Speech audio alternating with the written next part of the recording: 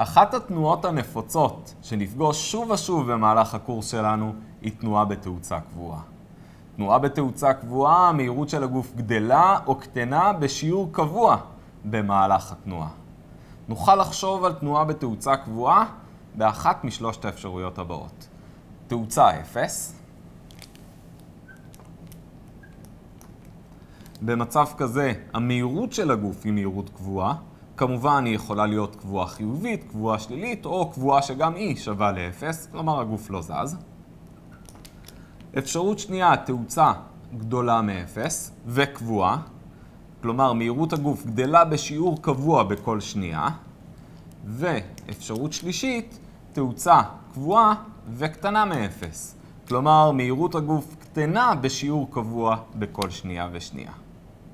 כאשר נדבר על גופים שנעים בתאוצה קבועה, אחת משלושת האפשרויות האלו, יעמדו לרשותנו 4 נוסחאות בסיסיות חשובות מאוד. הנוסחה הראשונה, מהירות הגוף בזמן t שווה למהירות ההתחלתית v0, ועוד התאוצה כפול הזמן. נסתכל על הנוסחה וננסה להבין מה יש לנו כאן. מהירות בזמן t שווה למהירות ההתחלתית ועוד התאוצה. על איזה תאוצה אנחנו מדברים? התאוצה ההתחלתית או התאוצה בזמן t? התשובה היא, אנחנו מדברים על תנועה בתאוצה קבועה, כך שתאוצה בזמן t שווה לתאוצה ההתחלתית. כפול t כפול הזמן שעבר. נסתכל על היחידות. היחידות של צד שמאל הן מטר לשנייה, יחידות של מהירות. v0 יחידות מטר לשנייה. תאוצה היא אומנם יחידות של מטר לשנייה בריבוע, אבל כאשר אנחנו מכפילים אותה בזמן, שזה שנייה, קיבלנו גם כאן מטר לשנייה. בכל מצב שיהיה לנו נוסחה, צד ימין שווה לצד שמאל, היחידות של צד ימין חייבות להיות זהות ליחידות של צד שמאל. נבחן את הנוסחה בעזרת מקרה קצה. כאשר התאוצה שווה ל-0, vt, המהירות בזמן t, שווה ל-v0, למהירות ההתחלתית. הגיוני, אין לנו תאוצה, אין מה שיגרום לשינוי במהירות. כאשר התאוצה חיובית, המהירות vt תהיה גדולה מ-v0. כאשר התאוצה שלילית, המהירות בזמן t תהיה קטנה מ-v0. גם זה הגיוני מאוד. נוסחה מספר 2 מדברת על מיקום הגוף בזמן t. xt שווה למיקום הגוף בזמן 0, x0, ועוד מהירות הגוף בזמן 0 כפול הזמן, ועוד חצי כפול התאוצה, אותה תאוצה קבועה, כפול הזמן בריבוע. ננסה להבין את הנוסחה. אם המהירות של הגוף היא 0, והתאוצה של הגוף היא 0, היות ואנחנו מדברים על גוף שתאוצתו היא תאוצה קבועה, אם הוא מתחיל בתאוצה 0, הוא נשאר בתאוצה 0, ואם המהירות ההתחלתית היא מהירות 0, הרי שיש לנו גוף שלא זז. x בזמן t שווה כמובן ל-x0. אם רק התאוצה שווה ל-0, אז מיקום הגוף בזמן t שווה למיקום ההתחלתי, ועוד המהירות כפול הזמן. קיבלנו מהירות כפול זמן שווה בעצם לדרך, הנוסחה הקבועה עבור תנועה במהירות קבועה. כאשר יש לנו תאוצה, יש לנו כאן איזשהו תיקון. המיקום לא שווה למהירות כפול זמן, אלא מהירות כפול זמן ועוד תיקון שהתאוצה מביאה איתה. גם כאן, אם נבחן את היחידות, נגלה שלכל רכיב ורכיב יש יחידות זהות והן מטרים. x יחידות של מטרים, v כפול t זה מטר לשנייה כפול שנייה, ו-a מטר לשנייה בריבוע כפול שנייה בריבוע, בסך הכל קיבלנו מטר. נוסחה מספר 3, vt בריבוע, מהירות בזמן t בריבוע, שווה למהירות ההתחלתית בריבוע, ועוד פעמיים כפול התאוצה, או אותה תאוצה קבועה, המיקום בזמן t פחות המיקום ההתחלתי. הנוסחה הזו הרבה פחות שימושית מאשר נוסחאות 1 ו-2. היות ובנוסחה הזו יש משהו קצת משובש מבחינה פיזיקלית. בנוסחאות 1 ו-2, צד שמאל זו התחזית, כלומר מהירות בזמן t ומיקום בזמן t, וצד ימין אלו תנאי ההתחלה שלנו, המהירות ההתחלתית, התאוצה ההתחלתית, המיקום ההתחלתי. לעומת זאת בנוסחה מספר 3, אנחנו מתבקשים להשתמש במיקום בזמן t. כלומר, בשביל לתת תחזית למהירות, אנחנו משתמשים בתחזית של המיקום. ולכן נשים לב במהלך הקורס שלנו שנוסחה מספר 3 כמעט ולא תהיה שימושית בכלל. נוסחה מספר 4. מיקום בזמן t שווה למיקום ההתחלתי ועוד v0 ועוד vt, כל זה חלקי 2 כפול t. למרות שגם לנוסחה הזו יש איזשהו באג מבחינה פיזיקלית, היות והתחזית של המיקום תלוי בתחזית של המהירות, xt תלוי ב-vt, לנוסחה הזו יש הרבה מאוד קסם.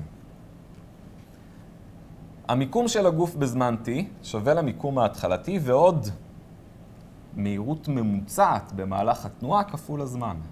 נשים לב, כאשר גוף נע בתאוצה, הוא לא נע במהירות ההתחלתית שלו. הוא גם לא נע במהירות שלו בזמן t, המהירות הסופית שלו. הוא נע במהירות שהיא כל הזמן משתנה. אבל נוסחה מספר 4 אומרת לנו, אתה יכול להסתכל על הגוף כאילו הגוף נע במהירות קבועה. איזה מהירות קבועה? המהירות הממוצעת, המהירות ההתחלתית ועוד המהירות הסופית חלקי 2. ולכן הנוסחה הזו תשמש אותנו בהרבה מאוד מקרים לבדיקה של חישובים, בדיקה הגיונית. נוסחאות 1 ו-2 הן נוסחאות בסיסיות, נשתמש בהן הרבה. נוסחאות 3 ו-4 הרבה פחות בסיסיות וניתן לקבל אותן כמובן מנוסחאות מספר 1 ו-2. נתחיל מדוגמה פשוטה. גוף מתחיל את תנועתו ממנוחה, נע בתאוצה של 4 מטר לשנייה בריבוע. מהי מהירות הגוף כתלות בזמן, מהו מיקום הגוף כתלות בזמן, והיכן הגוף נמצא לאחר 3 שניות. נכתוב נתונים. הגוף מתחיל את תנועתו ממנוחה, זאת אומרת v0 שווה ל-0. והגוף נע בתאוצה של 4 מטר לשנייה בריבוע. כלומר, a שווה ל-4 מטר לשנייה בריבוע. אם לא נתון לנו מיקום התחלתי של הגוף, אנחנו נניח שהגוף מתחיל מהנקודה שאותה אנחנו מגדירים כ-x שווה ל-0. זוכרים? שרירותי, כן? x0 שווה ל-0. אלו הם נתונים ואלו הם, במילים אחרות, תנאי ההתחלה של הבעיה שלנו. אנחנו מעוניינים למצוא את v כפונקציה של t, ומעוניינים למצוא את x כפונקציה של t. בעזרתם נמצא איפה הגוף נמצא לאחר 3 שניות. נוכל להתחיל מפתרון בעזרת מחשבה בלבד. הגוף מתחיל ממהירות 0. בכל שנייה ושנייה, המהירות של הגוף גדלה ב-4 מטר לשנייה. זו המשמעות של a שווה 4 מטר לשנייה בריבוע. זאת אומרת שאחרי שנייה אחת, המהירות של הגוף היא 4, אחרי 2 שניות, המהירות של הגוף היא 8, ואחרי 3 שניות, המהירות של הגוף היא 12. כבר מצאנו את המהירות של הגוף אחרי 3 שניות. אם נרצה לדעת מה המיקום של הגוף אחרי 3 שניות, זה קצת יותר טריקי. הגוף מתחיל ממהירות 0. אחרי 3 שניות, המהירות של הגוף היא 12. זאת אומרת שהמהירות הממוצעת היא 0 ועוד 12 חלקי 2. בסך הכל 6 מטר לשנייה.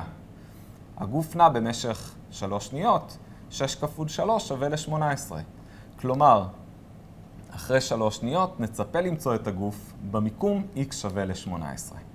יכול להיות שזה היה קצת מהר, אז תמיד נוכל להשתמש בנוסחאות. פתרון בעזרת נוסחאות. נשתמש בתנאי ההתחלה, נציב אותם בנוסחאות, ונמצא את מיקום הגוף בזמן t ומהירות הגוף בזמן t.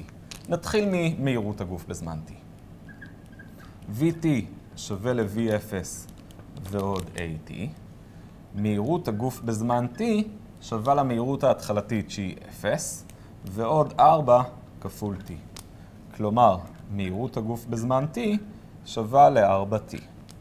אם נרצה את מהירות הגוף לאחר 3 שניות, v ב-t שווה 3 שווה ל-4 כפול 3, 12 מטר לשנייה, כמו שציפינו. אם נרצה למצוא את מיקום הגוף כתלות בזמן, xt שווה ל-x0 ועוד v0t ועוד חצי at בריבוע, xt שווה x0 הוא 0, v0 0, חצי כפול 4 כפול t בריבוע. כלומר, x של t שווה ל2t בריבוע.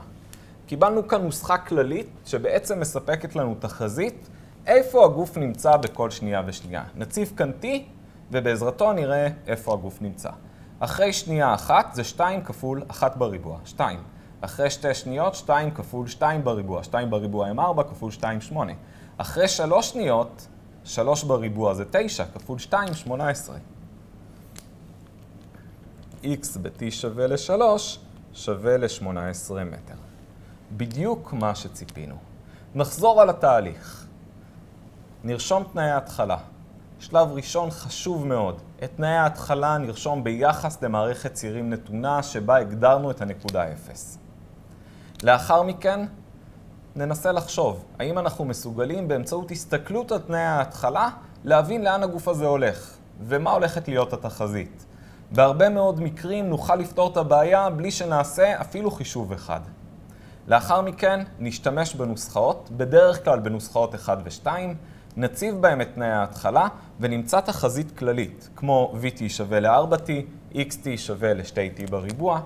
בעזרת התחזיות הכלליות נציב זמנים ספציפיים שבהם נתבקש למצוא איפה הגוף נמצא או מהי מהירות הגוף.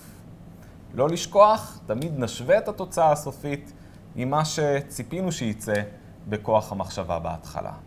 זה אמור ללכת די בקלות.